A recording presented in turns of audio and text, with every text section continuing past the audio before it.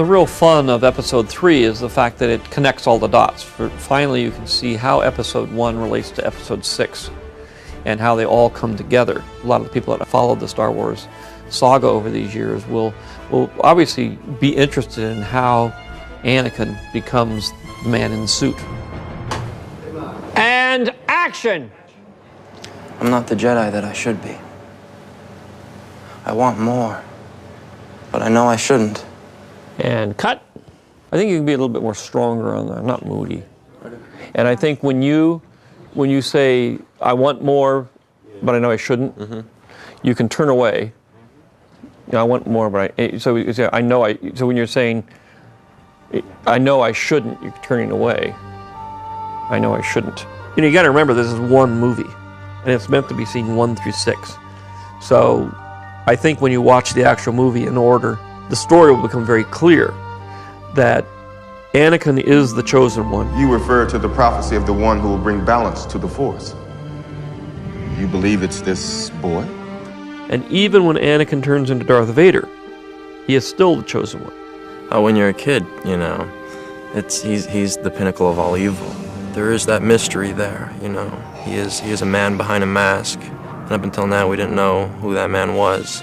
So it allows, you know, the audience to really instill their own imagination into that character and make that evil whatever they want it to be. Commander, tear this ship apart until you found those plans and bring me the passengers. I want them alive. There will be more depth, though, to that evil because it's not a conscious, you know, choice that he's made. Darth Vader became such an icon in the first film, Episode 4, that icon of evil sort of took over everything, much more than I intended. If it had been one movie, that wouldn't have happened. He would have been revealed to be this pathetic character at the end of the movie. But now by adding episodes 1, 2, and 3, people begin to see the tragedy of Darth Vader as what it was originally intended to be. You are part of the Rebel Alliance and a traitor. Take it away! And I like the idea that the person you thought was the villain is really the victim. And that the story is really about the villain trying to regain his humanity. It becomes really the story of Darth Vader's redemption. The sort of transition into the dark side was where I was wanting to go from the very get-go. And I wasn't really sure at the time why I was being asked to pull back, but, you know, now I understand it's because it has to take place at very specific points in this film. There's always this good in you at this point. The good part is saying, what am I doing? And the bad part is saying, I'm doing this for Padme, I'm doing this for us, and it'll be better for the universe, it'll be better for everybody. You know, but there's always this little part in you is saying, what am I doing? I chose an actor who has that presence of the dark side to work with, as opposed to somebody who's very lighthearted and funny and trying to get him to have an undercurrent of dark side all the time. And Hayden's been very good at that. And so then you're very strong on that. It's almost said with not a little bit of anger, a tinge of, I will, determination and anger. I will not betray the Republic. My loyalties, so that you're turning on, but it's like I will not betray the Republic. That's your rationalization for everything you've done. Oh, Anakin, what are you gonna do?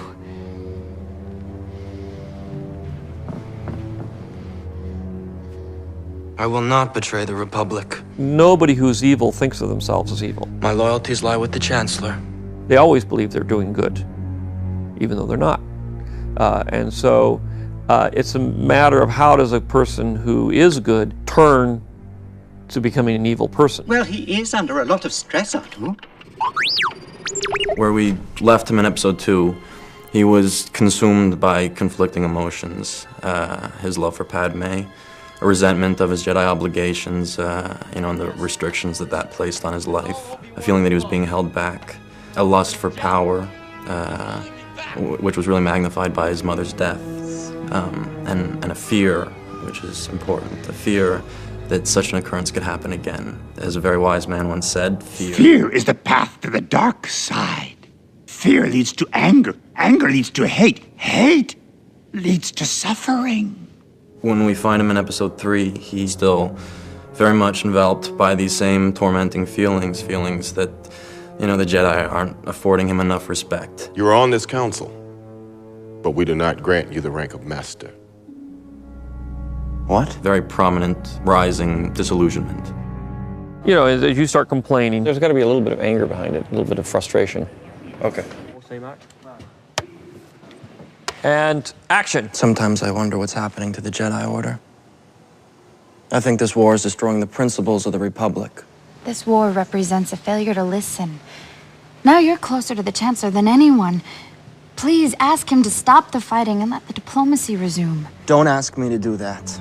His life has become more complicated, and this all culminates into an anger, compounded by changing relationships with both Palpatine and Obi-Wan. I mean, he begins to question the Jedi as a whole, but especially Obi-Wan. Anakin's relationship with Palpatine is one of deference and seduction. He lures Anakin into a very impressionable state. I have rewritten, I spent the whole weekend rewriting the scene between you and Palpatine, where you turn. Yeah? And I've added some more to that. I've stretched it out a bit and made it a little bit, given you a little bit more to go on in terms of him pulling you in. I hope you trust me, Anakin. Of course. I need your help, son. He pulls each string with such charming yet evil precision.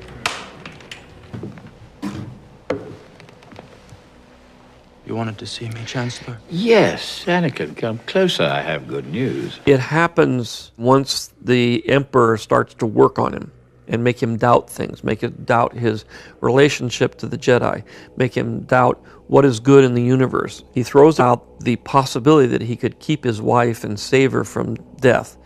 These are all seduction things, which causes a great deal of turmoil in Anakin. He had such a knowledge of the dark side, he could even keep the ones he cared about from dying. Is it possible to learn this power? Not from a Jedi. This is where he finally succumbs to the influence of the devil. Anakin has turned to the dark side. The Obi-Wan-Anakin fight is an amazing battle. I've already been knighted, if you will, Darth Vader. Darth Vader's fighting style is much more aggressive and much more brutal than Anakin's. I think that the end fight where Anakin and Obi-Wan try to resolve their differences, Obi-Wan comes out with the better hand. But I think that's a result or, derivative of Anakin's emotions and not being able to focus them and control them, which is just, the root of Anakin's inabilities. You underestimate my power! Don't try it! He's got to jump down, and we could do it in two pieces. Okay. He's got to jump down, and as he comes over, he's got to cut him. Yeah, and then you've got to go. Then we can do the second piece where he lands and rolls down. Okay. Do you want to do that, or you want to have a stunt guy do that? I'll do it if you'd like me to. That's up to you. Yeah, sure. I mean, it's kind of rolling sideways in the dirt. Well, if you think you'll see my face and it's worth having me do it, then probably. I'm happy to do it, yeah.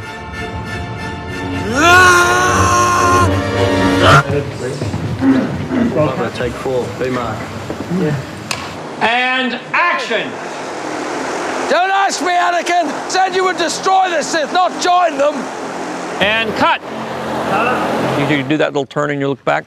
If we move more of it as you were going up the hill, so that if he does, when he bursts into flames and stuff, it's not like you're standing right next to him.